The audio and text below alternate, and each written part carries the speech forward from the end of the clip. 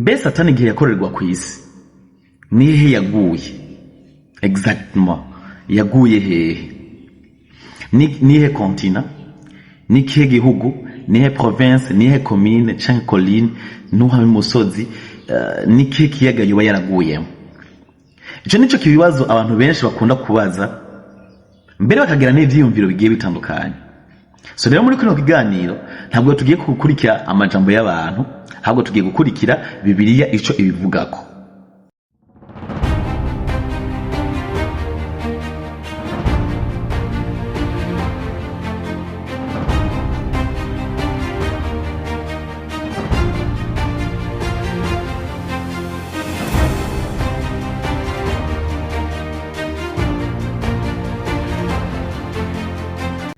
Ikibazo ni mbe Satani yaguye he? Yaguye hehe? Bibiliya iratomora neza ko intambara ya Satani n'Imana yabereye mu ijuru. Ntabwo yabereye hehe? Ku isi. Yabereye mu ijuru. Ivyo tubisoma mu vyahishuriwe Yohana 12:7 gushika ku murongo w'9. Sivyo? Tubaza Bibiliya.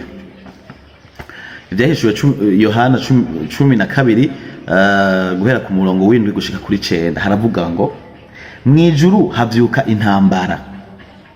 Mikayeli n'abamarayika biwe baragwanya ca gisato. Igisato kigwanana n'abamarayika bacu. Aho ni kuri 7.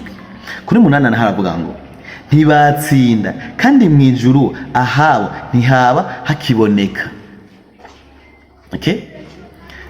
Ku murongo wa 9 haravuga ngo ca gisato c'amahero kirakorogwa nico ya nzoka ya mbere yitwa mugwanizi, irindi ni Satani, nico kizimiza abari kwisi bose.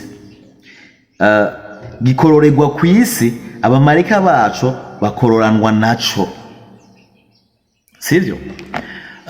Kandi Yesu yarongera abivuga ati muri Luka Yesu yarongera abivuga muri Luka 10:18 Yesu yabivuze ko Luka 10:18 Luka 10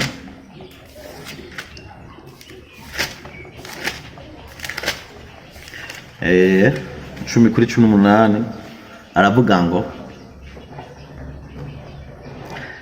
arababwira ati nabonye Satani avuye mu ijuru akoroka nk'umuravyo. Okay?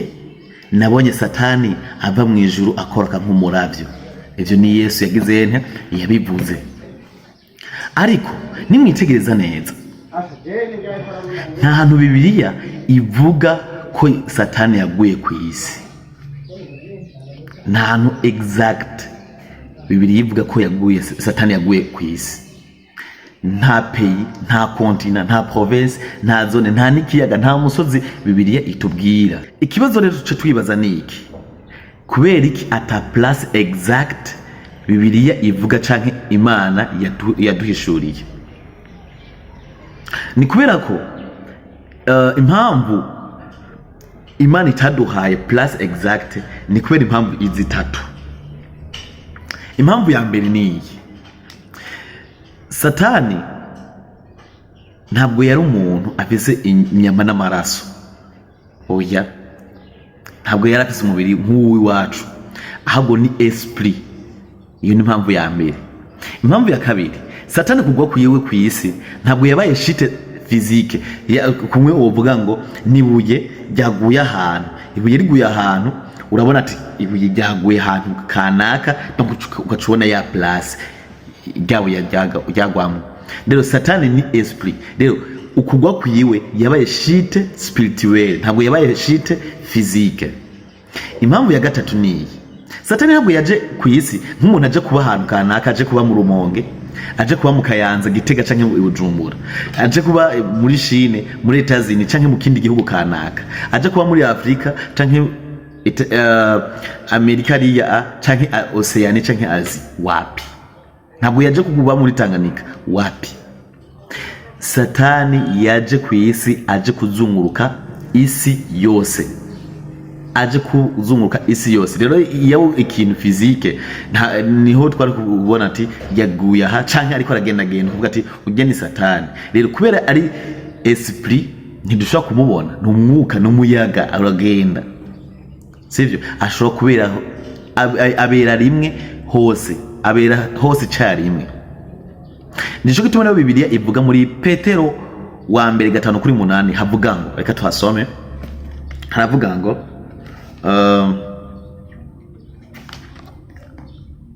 haravuga ngo mwirinde ibiboreza, mwame mugavye umurezi wanyu ari we wa mugwanizi agenda nk'intambwe yivuga arondera uwo arotsa.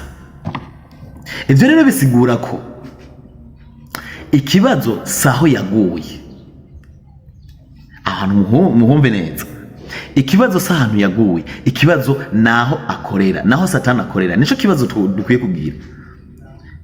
Donc kuvyo kubafata umwanya turiko turadiskita, peut-être Satani yaguye muri Océan Atlantique, sivyo? Peut-être Satani yaguye muri Amerika canke handi hantu.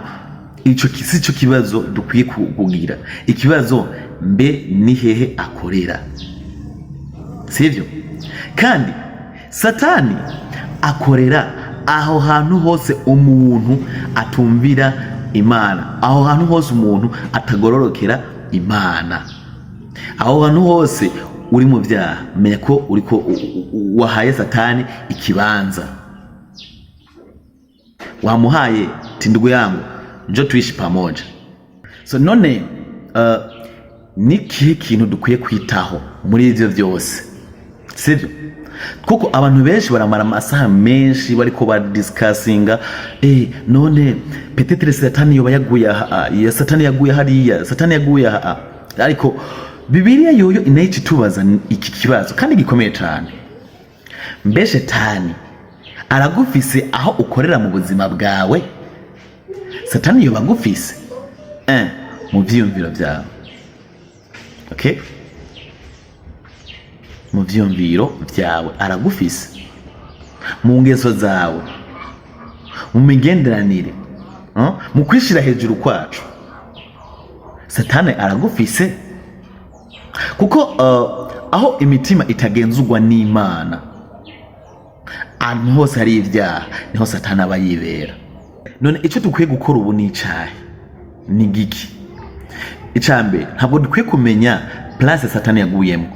Gufata umwanya turiko turavugana ngo mbe Satani yaguye muri Océan kanaka canke muri Tanganyika canke mu gihugu kanaka canke continent, ntabwo bikenewe. Ico tukwiye kumenya ni nuko twokwihagararako mu kwizera. Ico ni cambere. Ica kabiri nuko twokwigumiza ku Mana. Ni gute twokwigumiza ku Mana, sivyo? Ica gatatu nuko twokwirinda uburyarya n'ibigeragezo, ukirinda gukora ibyaha byose. Ivyo byo nyene birakwiye, kuko Bibiliya bivuga muri Yakobo 4:7 haravuga ngo Yakobo 4:7 haravuga ngo nuko mugamburukire Imana, nuko mugamburukire Imana ariko mugwanye wa mugwanizi nawe azobahunga.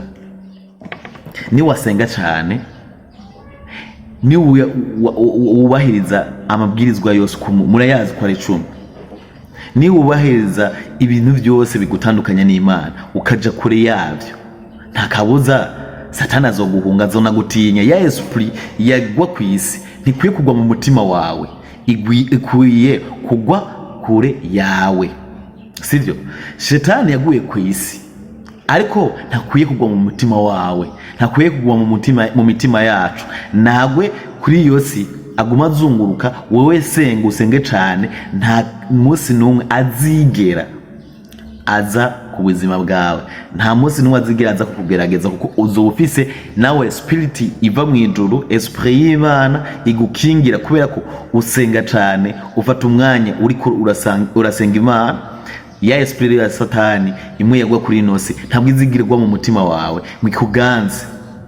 Rero abantu rero bari mu byaha niho Satani yaguye, nta bindi. Kumenya ngo Satani yaguye muri ihe place, wapi? Place yaguyemwo nijya place nyene wewe wamumuha. nimba uri mu byaha umenya ko umuhaye place yo kugwamo niyo nyene. So rero senga cyane, usenga Imana iguhe ubwenge, sivyo? Imana iguhe ubwenge, iguhe gukomera mu kwizera, iduhe umuco mu kuguma mu kwizera. Donc usenga Imana ati Mana nk'ubwenge bwo gutahura ikibi n'iciza, sivyo? Ugusaba Imana inkomezi, Mana ndagusabye inkomezi zo kugwana n'ibigeragezo, kuko uri kwisi ugeragezwa na byinshi. So rero senga Imana iguhe inkomezi, senga Imana iguhe umuco wo kuguma mu kwizera.